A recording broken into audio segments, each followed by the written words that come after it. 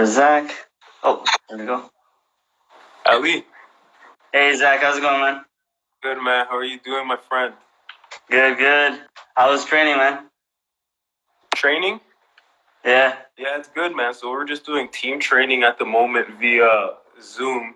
So it's just kind of like team workouts and what we could do basically at home. So at least it's good to get the guys together and do something.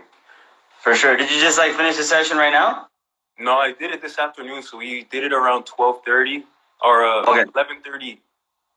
Wait, what was it? It was 10:30 OKC time, 11:30 here Eastern time. Okay, nice. I'm in Kitchener at the moment, so. Nice. How are you holding up, man? Yeah, good, man. Best is what we can do in the situation, right?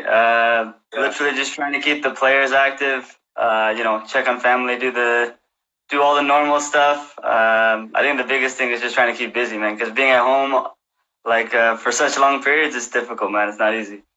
I agree. Yeah, for sure. I guess since it's already 4 and obviously more people will jump on as we go on, I guess we can get started.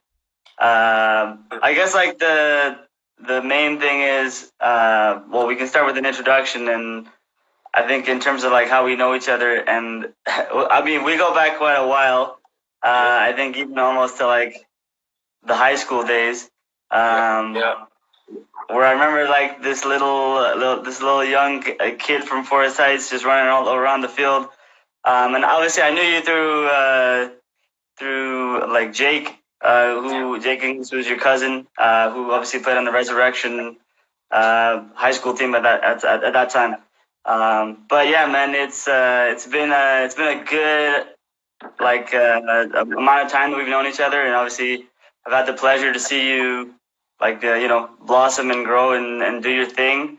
I guess you already answered my next question. I was just gonna ask where are you? Obviously you're back in Kitchener, but are you at your family house? Where are you right now? Yeah, so I'm back in Kitchener now. I had literally got in just before they had closed the border and all that stuff. Oh, okay. And I'm spending time with my family at the moment, so it's good to be with family during this time, man, because as you know, it's a difficult period, so everyone's going through different stuff, so being able to be close to family is good. And onto your point, like you mentioned before, man, those times that we used to play pickup at Res, Laurier and stuff, those times feel so long ago, man, but I feel like those were the times where players, me especially, developed so much because there's so much just freedom of playing, not really caring about certain rules, times, just freedom, so I miss those days, man. That's a throwback. Yeah, I think not a lot of people know because obviously back in those days, obviously now you go to Laurier and you can't really play there late at night and stuff. But when we were playing there, we'd play until 2 a.m. because you knew the lights would be on. So it was whenever we could play, we would always be playing. Man, those were the days, man. I miss those times. Yeah, they were quality. I guess the next thing is, and we sort of answered a little bit, but we can go over it again. Is I know with coronavirus and everything, you're back home and everything. But do the club have you on a workout plan at the moment? Yeah, so they give us workouts daily to do, and it's usually some fitness related stuff. Everything on the ball, I mean, that's up to me because I'm not here with my team and stuff, so it's up to me to kind of sharp and do stuff on my own, obviously what I can. But in terms of team workouts, we do stuff the Zoom workouts I was telling you about 2 or 3 times a week, which is good to see the guys and get our workouts in because we need to stay fit. Who knows when we're going to be headed back to play, And the running and stuff that they give us as well is pretty tailored to each position and just keeping fit. For sure. I guess for FFTW players or any players watching, what would you recommend players to do during this period to stay sharp and stay active and stuff? I'll say just get touches, man. It's tough because you're not able to so they say you're not supposed to be going to parks or certain things. Yeah. So I would say as long as you have able to get a ball at your feet, all you need sometimes is just a ball and a wall. And you're able to work on passing technique, shooting. You could do a lot with that. So I would say just as long as you're able to get some touches on a ball, fitness is something that of course you have to keep up, but it's something that you could always like build at some point. You know, it just takes maybe a few weeks to get your fitness back. But keeping sharp is something that you always wanna do, I'd say. So I'd say if you're able to get a ball and a wall and get your touches in, for me that's important. For sure. I guess like before all this stuff sort of happened, you were midway through the season. Like how was the season going before all this stuff?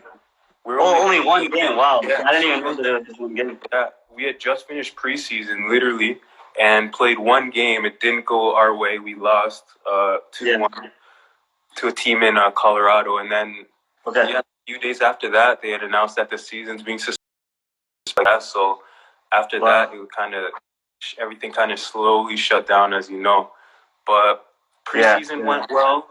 There's stuff as a team we want to work on, obviously, to build. We didn't get the result that we wanted the first game. But, so it's going to be just obviously an experience to stay together during this period of time. And then when we come back to resume the season, to kind of get off kicking again. For sure.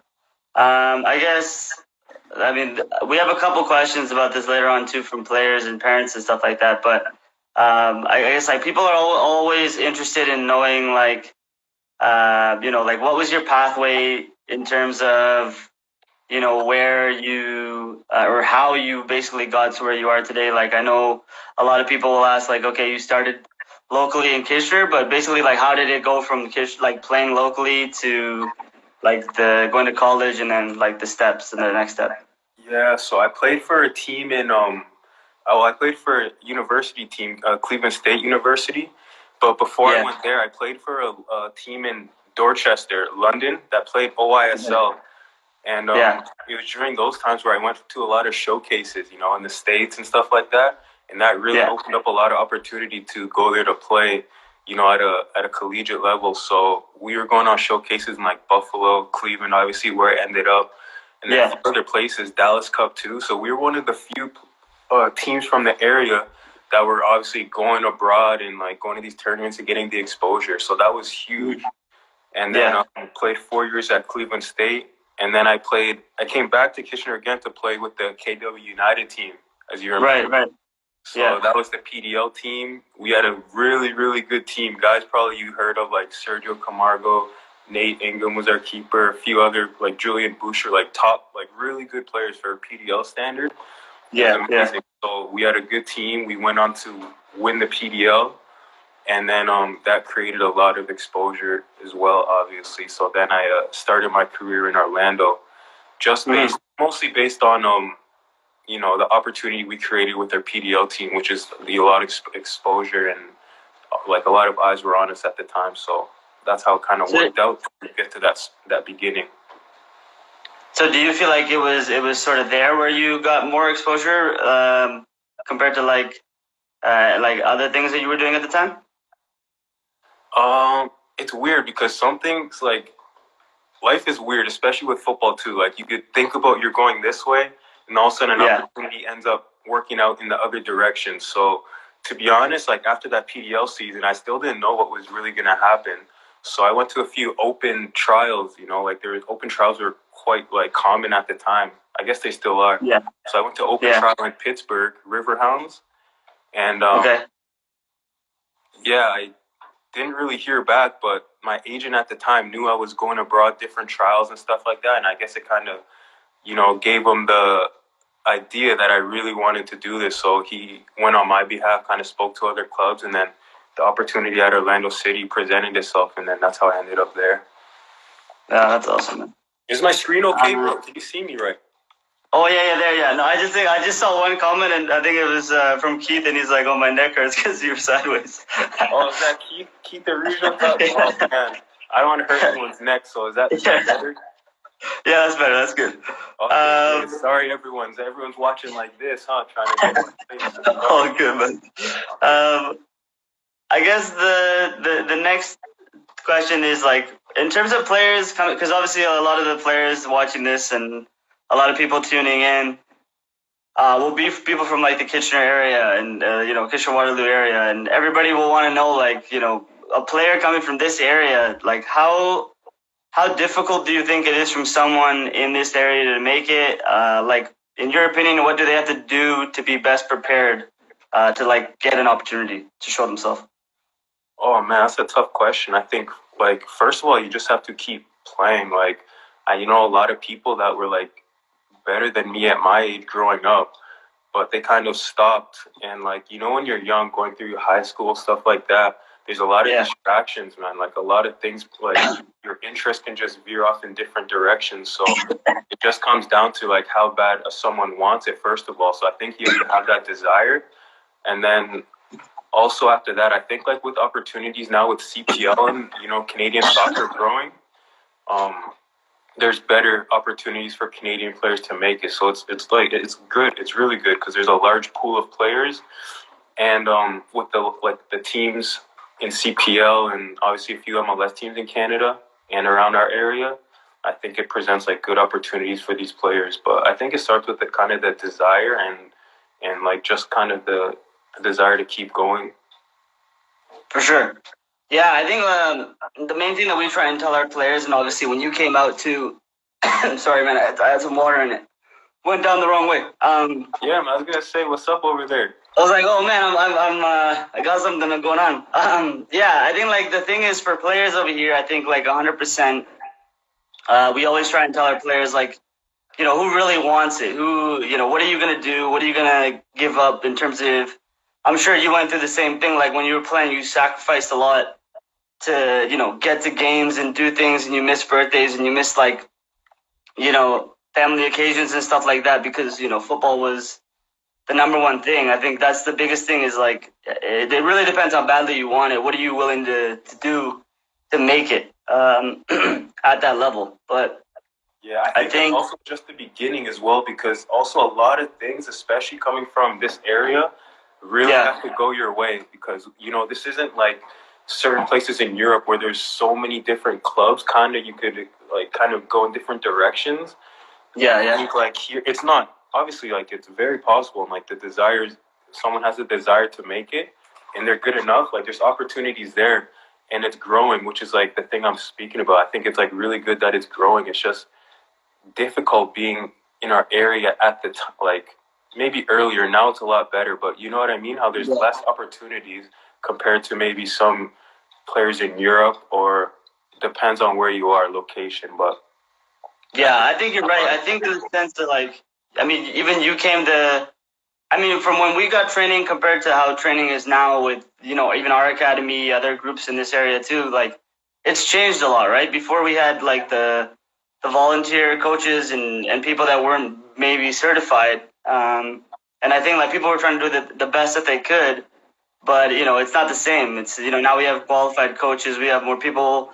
I think kids are learning more on how to come up with videos and different ways of actually showing that what abilities they have. I think that's a thing that's definitely changed from when I think we were playing. And like you said, like luck is involved too. You got to be spotted at the right time, have the connections. All these pieces of the puzzle have to sort of come together. But yeah, for sure, man. Yeah, I agree. All right, we'll move on to some questions from some of our players, parents, and some of your fans as well. The first question I have is from Rashid S. And his question is, what has been the hardest team you've ever played against? Oh, man, the hardest team I've ever played against, I think in 2018, when I was with Fresno FC, we played against LAFC. And I was at LAFC, Bank of California Stadium, and they were a really, really good team. The scoreline did not do justice to how the game went. It was 2-0, but it could have been more, like, to be fair, because they were just really controlled the game, and they're just a really organized team compared to, like, how we were at the time. So that was a tough opponent and a tough game, and I remember that one vividly, too. It was a good. Is that when they, like, just came into the league? That was their first season, I believe. Wow, okay. That's crazy, man. Yeah, but they're a solid team and playing away at their place, too. Like, they have great fans as well, so. Oh, yeah. That was, For sure. yeah, that was a tough game, man. All right. The next question is from Arvin M. His question is, what is the best pathway, in your opinion, to make it as a pro from someone from Canada? I guess it kind of depends on where you see yourself ending up, but I'd say right now it's tough for me because I just see from the outside. Like, I'm not a player right now in Kitchener trying to make it out, so I don't view it the same. But right now, what I look at, I see like the CPL. I see a lot of different academies that are trying to build obviously, high quality players, potential professionals. Obviously, yours included, some other ones in the area.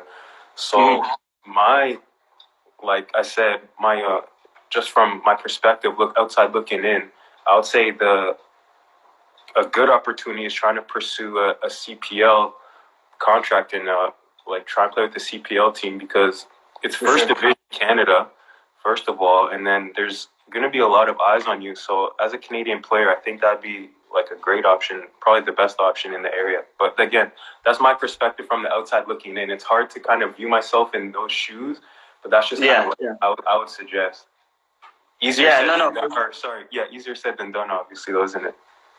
Yeah, no, but I think like it's something I know in a lot of people's eyes and a lot of young kids coming up and youth players, everybody obviously wants to go to Europe. They see that as like that's like the pinnacle, right? That's what everybody's aiming for. But I think like we didn't have CPL growing up, so I think CPL is a huge option where you can now play in Canada rather than having to go to the States potentially. And you can get seen and viewed here and then go directly to a CPL team. Which was never a possibility before. So I agree with you in the fact that it's a big opportunity for players that want to go that direction, but maybe that might not have like the opportunity to go to Europe or even play in the States. For sure. I agree. It's just getting that opportunity and outlet to go abroad, like you're saying, on your own can be tough. But having these teams in our own backyard, professional teams, and we have players coming from all over as well to play in this league, is really like inspiring and obviously something to look at for the younger people coming up. And again, I wouldn't say like age is something to kind of discriminate against either, because if you're young and you're able to play, like, age or skill and whatever doesn't really have an age. So if you're able to play like older and whatever at a younger age, I'd say that's a good thing to look at as well. For sure. The next question, this is a good.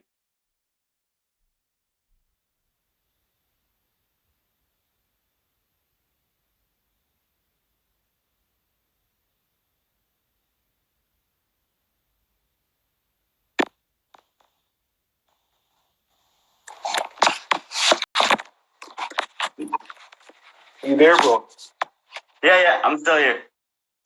Sorry, I think we cut out for. Did you hear the question, or you want me to say it again? No, please repeat it. I didn't hear it. Okay. It's from Finn W. He asks, "Who inspired you to become a professional footballer and why?" I was inspired by a lot of people. I think growing up, I grew up in a kind of a family who enjoyed playing soccer. My cousin Jake, obviously, that was one of the first people I played with growing up. I'll be honest, Jake had a huge impact on my development as a player, because at that crucial age, I was playing every single day. And there's an age, obviously, where you develop, better than other ages, or where it's just better for you to be on the ball. And during that time, I was just with Jake and, Adrian as well. That'll be a throwback name. Where we were playing almost every single day. Rez, Laurier, Medellin, just kicking around. So he was like a inspiration, but I didn't think of it at the time. I was just out there playing with him and other guys. And my brother as well was playing at the time. He was abroad in England at certain times. So that was also inspiring, to see someone in my family pushing as well abroad to play. And it kind of inspired me to just keep playing. So I would say just the game of soccer inspired me, because it kind of, if I wasn't playing as much as I was, I don't know what I would be doing, to be honest. Who knows? So I'm just so glad that I really took an interest in it and excelled at it and kept going. So yeah, those people for sure. And then maybe on a professional level, I was really a big fan of obviously Ronaldinho and those players that kind of just played for fun. It looked like, that just really like expressed themselves on the field. So I'd say those people for sure like had a big influence. Awesome. Next question is from Mateo W. He asks, when did you realize that becoming a professional footballer was possible? I always thought it was possible. I didn't always have a plan of how I was going to get there, but I don't think there was a time where I really thought it wasn't possible. There were times where I wanted to stop and like really considered to stop playing. But even then, it wasn't like, oh man, I can't do it. It's just, I was getting older and maybe considering other options. But I think the belief to play or belief, like knowing that I'm able to play at a certain level was always there. So I'm happy about that. And I hope everyone like that aspires to play, like has that same belief, because it's very, very possible, I think it's a small margin between professional levels, like maybe amateur and professional. It's just kind of certain decision making and obviously skills and stuff like that. But I think everything is able to be learned and you can take it on board. So I think like the belief for me personally kind of was always there. So I'm happy that I always thought that. No, that's awesome, man. I mean, I think it's really important for younger players to, if they have that ambition or that goal or that dream, that they just have to keep going at it and like not give up. I think it can be easy to give up, right? It can be easy when you have things that barriers that are in your way, but you still got to find a way to still make it by. I think the next, well, actually, this is from Mateo as well. How many hours do you train per day? Oh man, that depends. That really depends. Like obviously now at this level where I'm, like let's say before coronavirus, our team training was probably like 2 hours a day, but that was team training. And then obviously you're on your own if you'd like to do extras after and stuff like that. I think the younger you are and the more energy, more time, and less kind of life responsibilities that you have, that you should take advantage of any spare moments and time you have to just train and get some touches. If you really if you love it. If it feels like a chore to you, then maybe it's not like, like I wouldn't force it. That's just me. But like if you love being on the ball, you love getting touches, you love training, then I'd say as much as possible, as much as you can get on the ball. For sure. Definitely. And I agree with the point about the younger you are, like obviously the less things you might have to do, but then you have more time, right? So the more time you have, the younger you are, the more touches you can get, the better it is for your development long term. Yeah, you know how it is, man. When you get older and stuff, what are you? You must be 25 now, right? Only. So I'm older than 25. I wish I was 25. Hey, man, I'm trying to help you out here. When you get older, you start to think about other stuff and other life decisions, so you don't have as much time or maybe like even just mental energy to put towards training. So I'd say the younger you are, more energy, more enthusiasm you have about it to get as much, out of it as you can.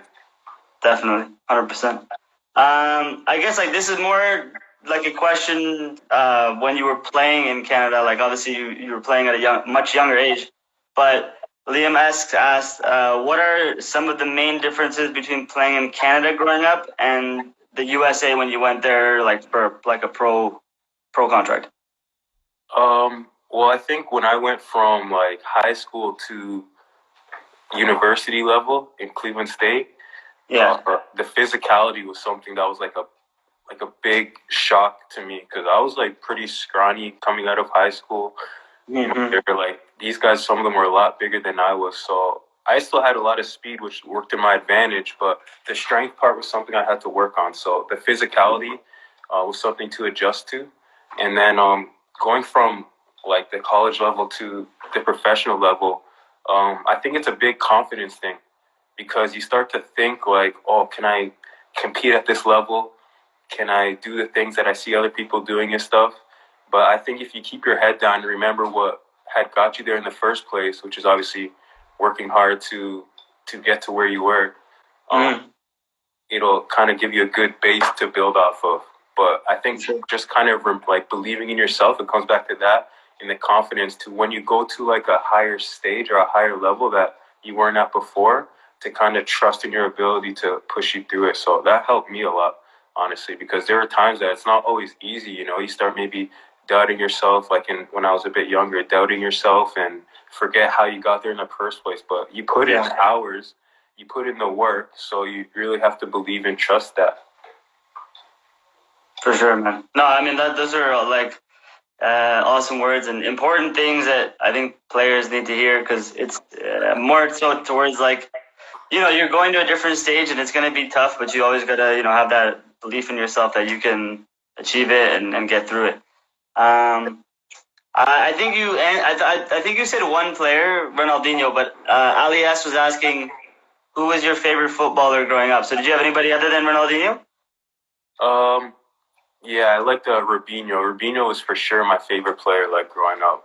So at Madrid, and even when he was at City, like I know he wasn't as effective in certain periods of his career, but I was a huge fan of Robinho, man. I loved his step-overs.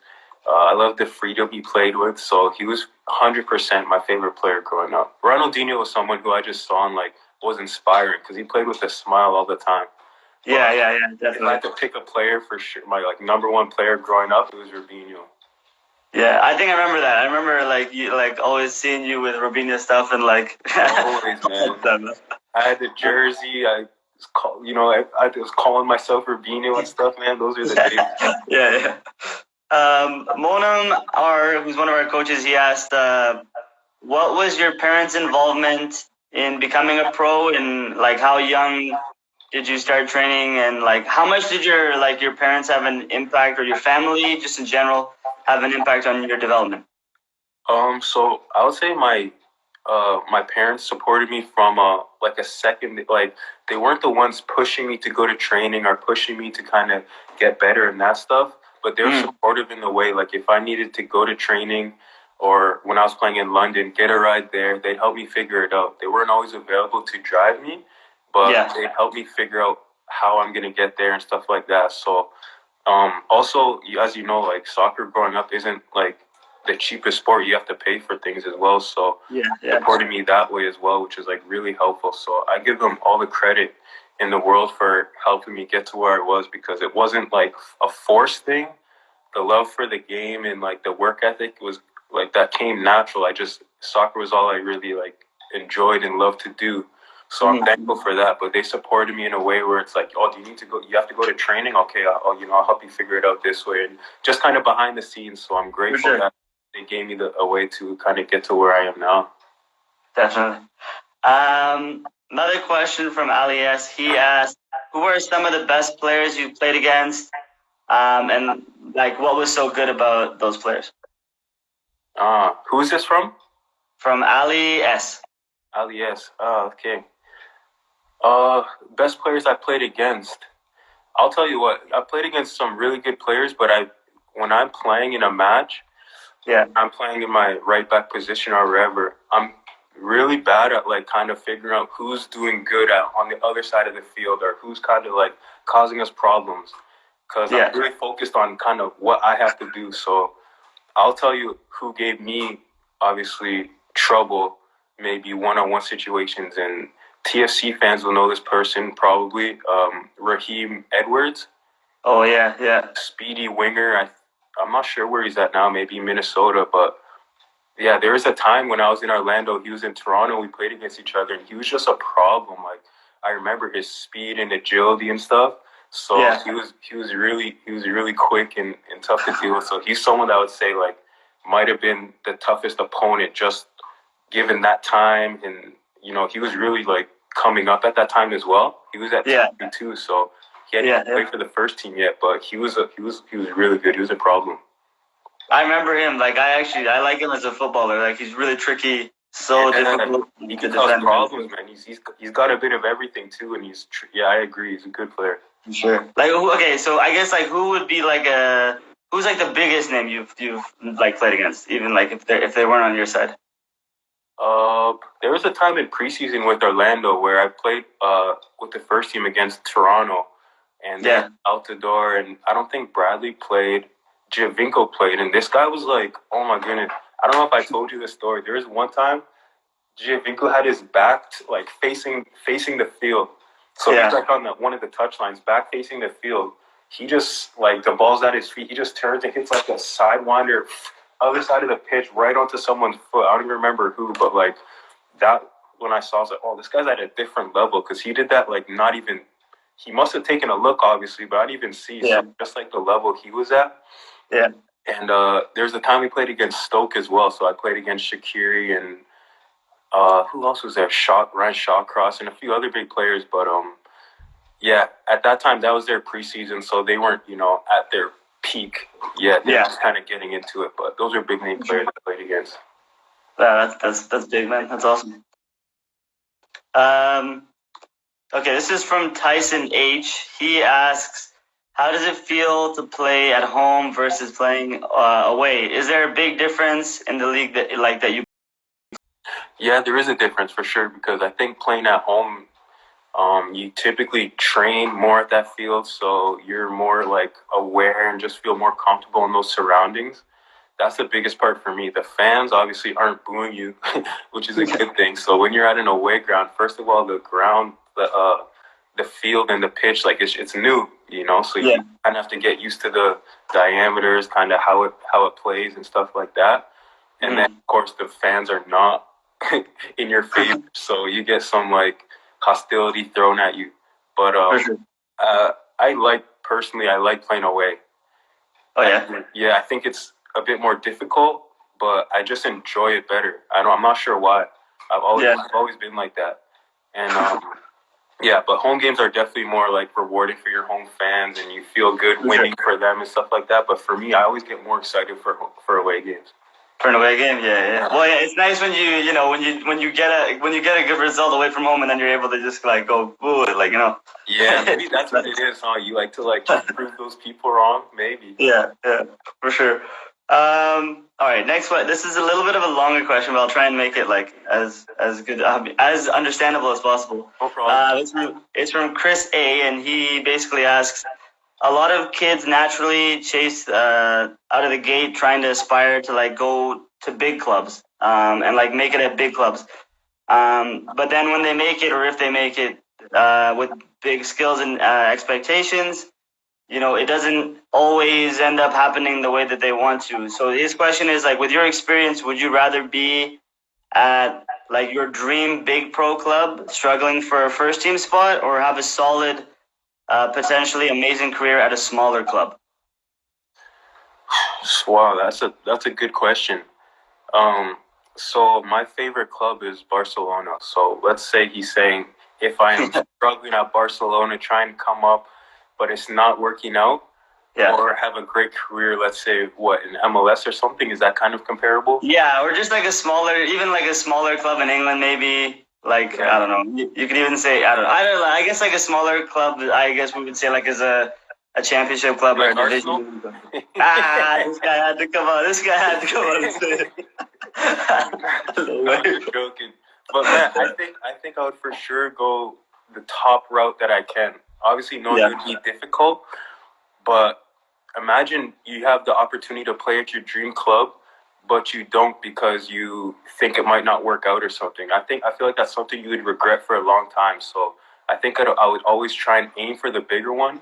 And if it doesn't work out, things could always change. But I would think that's just where I would personally take my career, if I could, to the highest level, biggest team possible, and then try and work it out from there. But if you don't try, obviously, it's hard to say how it's going to work out, but if you don't try, like, you always have to live with that kind of thinking, like, oh man, I could have been there, but like, kind of didn't. So that's where I would go. I think the other thing is it's a really good question, actually, because I think there's like, I understand the question from both sides, because a lot of, like, maybe from a youth standpoint, like if you're going to, like, if you're playing for a big club and then, you don't really get noticed, but at a smaller club, you might actually have more, they might actually value you a lot more. Whereas at a bigger club, like if you're a youth player, for example, they'll just get somebody else. So it's not really a big deal. Very true. So it might depend on like the status on your career. Like, where are you at in your career? Yeah. If you're a youth player and you get the opportunity to play first team football at like a smaller club, that would be maybe a better option. And then when you're kind of hitting your peak or your prime, that option that you really wanted might become available. So I get what you mean too. For sure. This is a good question. It's from Dylan A. He asks, is there one piece of advice that Zach today would give to a young Zach trying to get started? Oh, man. Yeah, I'll tell myself to just keep... I think my younger self would give my older self better advice. My younger self would tell me, be out there training at metal and kick the ball against the wall every day, because that's what I was doing. So I would say, honestly, to my younger self to just keep going. You know, I didn't have a plan at the time. I was just kind of playing.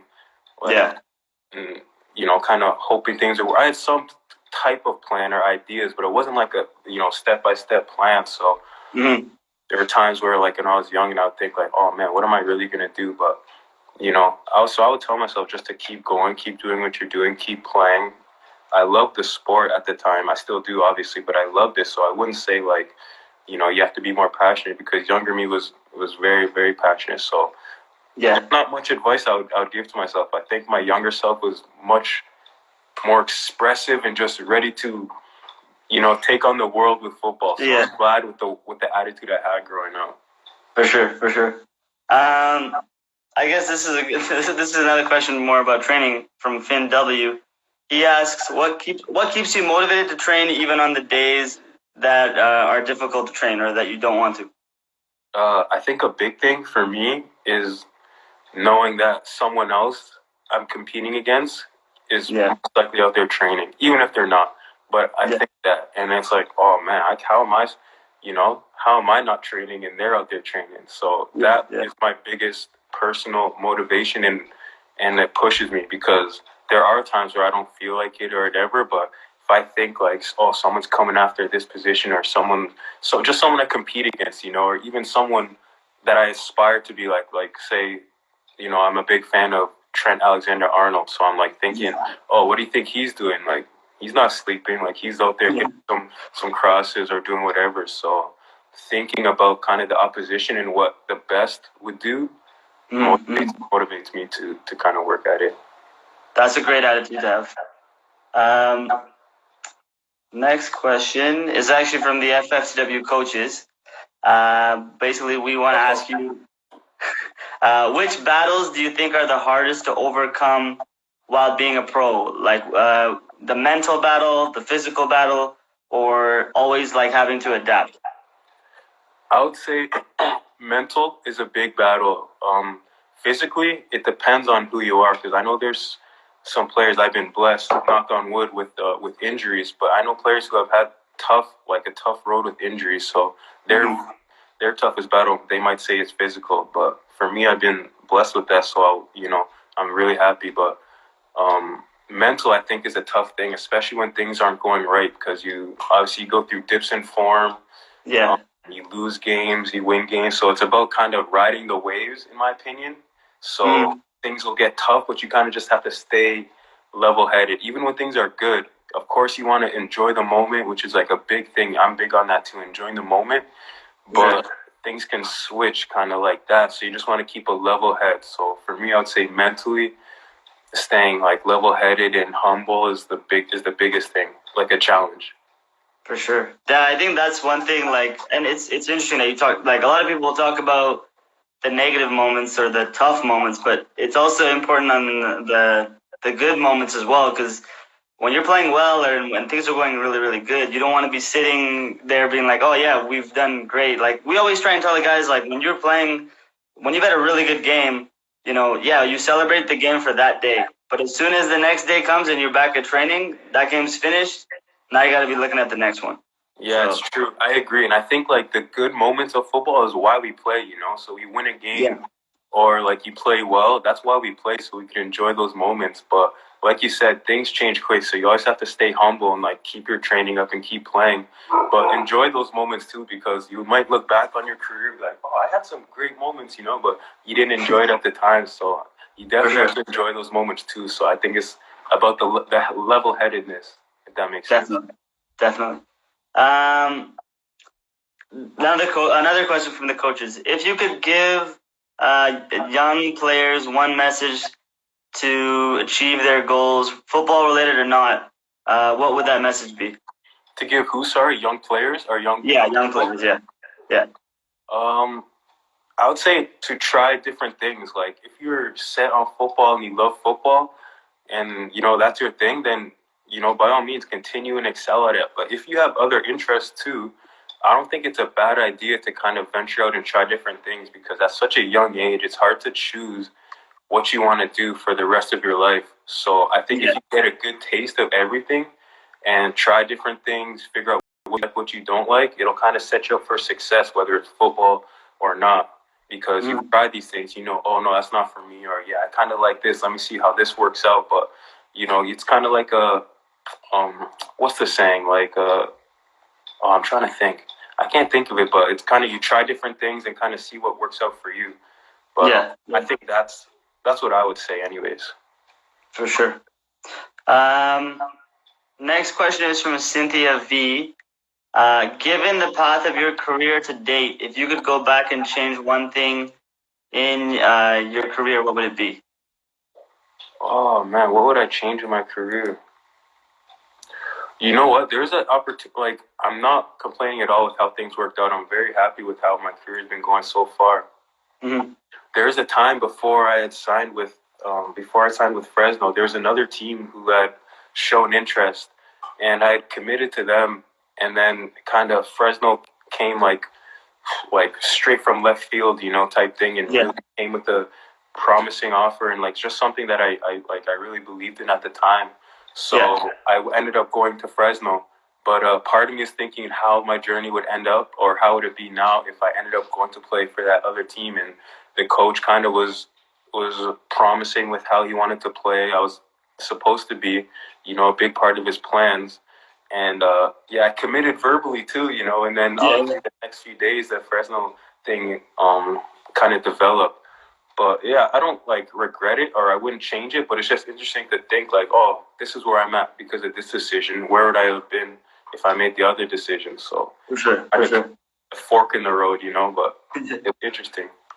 Yeah, I think I think the biggest thing and the positive thing to hear from you is and I think people need to go through life this way anyways, is, regardless of what decision you make, you gotta just, like you said, you gotta you gotta go with the waves, right? You gotta ride them out, and basically you can't look back on a decision because we can't rewind time. So wherever you are, whatever position you're in, you're trying to make the best of it, and, obviously can't have any regrets. Regrets are, something that you don't want to focus on too much. I know, it's best to learn from them, isn't it? Make the decision, and then you won't make the wrong decision next time, hopefully. For sure. This is from Liam S. Good question as well. How do you prepare yourself mentally for a match day? Do you have a specific routine or meal that you eat the night before or the morning of a match? Yeah, so I like to home games is more so what I try to focus on, because when we're away, sometimes we don't always get to choose what we're eating. But before home games, I try to eat a lot of carbs the night before. So I'll eat sweet potatoes and maybe even some rice too. But and then I'll add some chicken or some sort of meat and some greens, broccoli or something like that. So a good solid meal. Then I'll sleep good, wake up, have a solid breakfast, and then I'll always have beet juice the day of a game.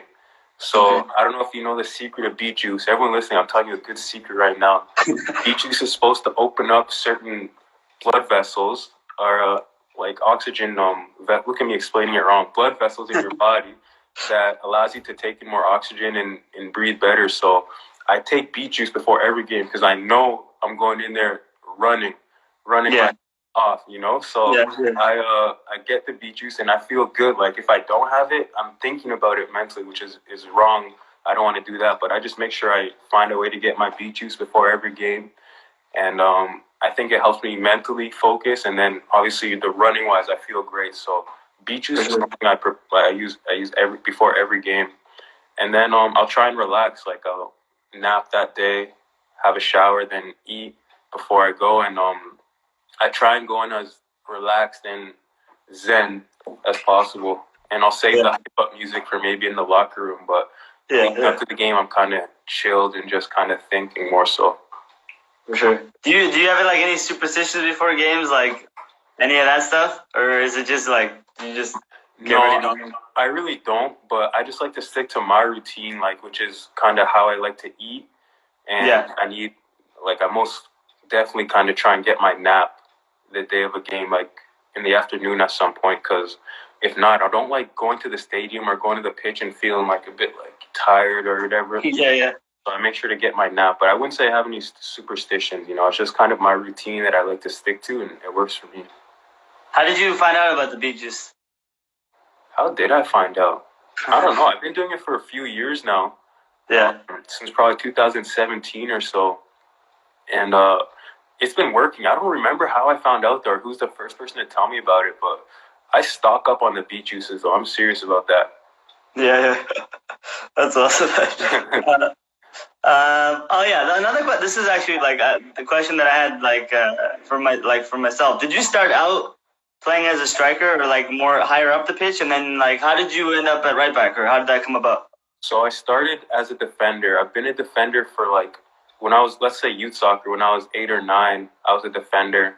Okay. Always a defender. And then I went to Dorchester, where I played in some attacking positions. So I played on right wing, left wing, and stuff like that.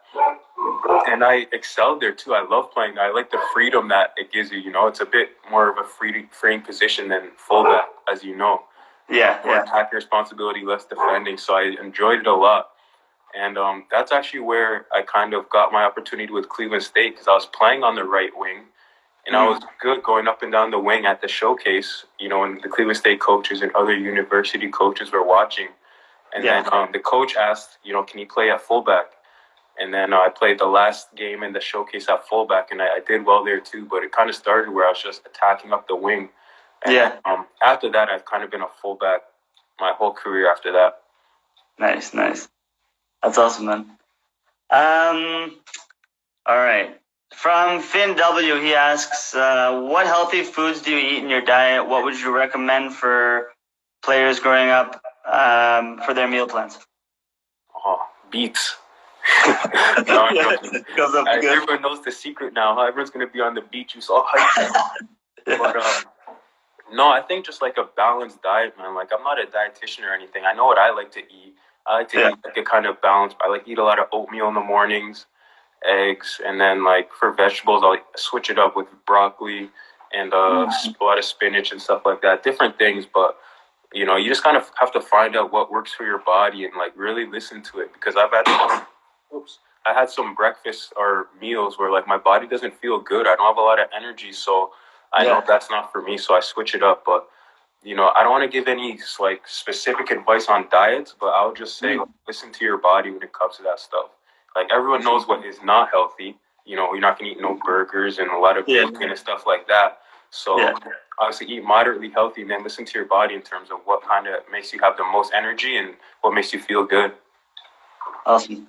I guess the last question that we'll end with is, what would you what characteristics, for players coming up who play either on the wing or in the fullback position, what would you say the characteristics that they need to be the best in that position? Characteristics on the pitch? Yeah, on the pitch, yeah. I would say endurance is a big one as a fullback, even a winger too. You need to be able to run up and down. The modern fullback is covering a lot of ground, obviously defending that side of the field and then getting into the attack as well. So endurance is a massive thing. And then your delivery too, I'd say in no specific order, by the way, but I'm just thinking brainstorming. I'd say work on your delivery to any wide player. This is something I still have to work on daily, because it could always get better. And if you have good delivery, and you have the endurance and the speed, the natural ability, you'll get the chances to create, get assists and create opportunities. But it's, again, how you execute those deliveries. There's so many different kinds of crosses and stuff like that. So it's kind of perfecting that craft, So I like to obviously look at players right now, the Liverpool fullbacks for me are the best in the game. So I watch them all the time. And one thing they both have is like really good delivery. They're both, have endurance like machines. They're workhorses. And then, just kind of bravery and tenacity. But everything else kind of comes with every other part of football. Like everyone needs to have the tenacity and like the mindset. But for fullback, I think you can really excel if you have the endurance. You have the right timing, when to get up, when to get back, and then your delivery. For sure. I know you're a guy with some good 1v1 skills too, so we'll throw that in there too. So yeah, man, I try. I like 1v1. So for sure. Yeah. Okay. This is one I'm just throwing in there. I got one more. Like, what would you prefer? Would you prefer taking a guy one-on-one, beating him, and crossing it, and the guy scores, or would you prefer one-on-one? You're defending. It's like you versus that guy. If he gets through, he gets a chance on net, and you stop him. What's more satisfying for you? I guess the defender in me would say the defending part, but no, the player in me, the soccer player in me, like would love to get the assist, because I don't think there's no better feeling in soccer than like the feeling of scoring a goal, whether it's your scoring or just the team scoring. I think it's the best feeling because it's like relief, like joy, all these feelings going through your body. And this isn't even when you're scoring. Imagine when you're scoring. That's a different story. You don't know what to do. Like you know. So for me, it would be the attacking part. Like if I could beat someone one-on-one, get across, or even if I were to maybe cut in and score myself, I got a left foot sometimes. But I think those would give me personally the most joy. But the defending part is part of the defender's job, so you can't neglect that part as well. Definitely. All right, Zach. I think we've kept you quite a bit, but I really appreciate you taking the time out to do this, man. Obviously, love having the chat. I hope the players and everybody enjoyed and got a lot out of this. But appreciate it again, man. Thank you, man. It's been a pleasure. I hope everything continues to do well and everyone out there stays healthy during this time, because we all know it's a bit of a weird time right now. But yeah, thank you, man. For sure. All right, take care, bro. Cool, man. Take care. Good, man.